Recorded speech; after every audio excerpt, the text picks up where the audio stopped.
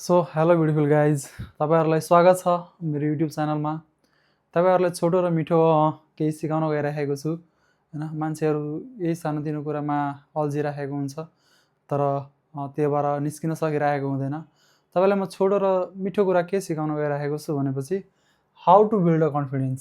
तपाईँले कन्फिडेन्स कसरी बिल्ड गर्ने, मतलब एकदम छिट्टो समयमा है, एकदम कसरी बिल्ड गर्ने भनेपछि तपाईँले गुगल गर्नुभयो भने हैन, तपाईँ लट्स अफ थिङ्स पाउनुहुन्छ कि गुगलमा। यो गर्नुपर्छ, त्यो गर्नुपर्छ, यो त्यो, मतलब पढ्दा पढ्दै कन्फिडेन्स लो हुन्छ कि त्यस्तो छ कि।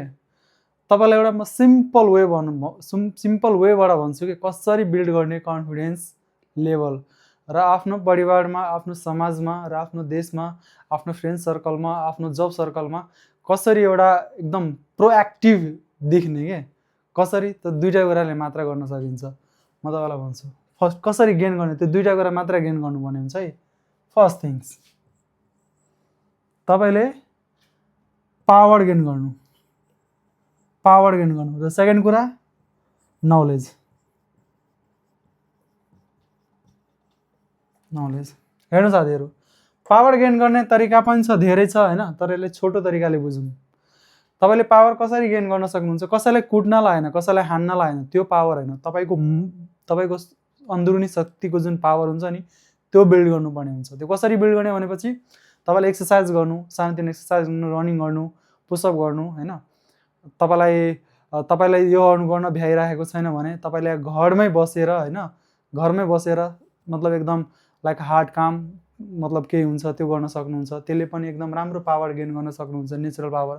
तपाईँलाई त्यो पनि टाइम छैन भने तपाईँ मेडिटेसन गर्नु के, त्योबाट पनि तपाईँले पावर पाउनुहुन्छ कि। एकदम स्वच्छ रूपमा तपाईँले धेरै पनि गर्नु पर्दैन मेडिटेसन।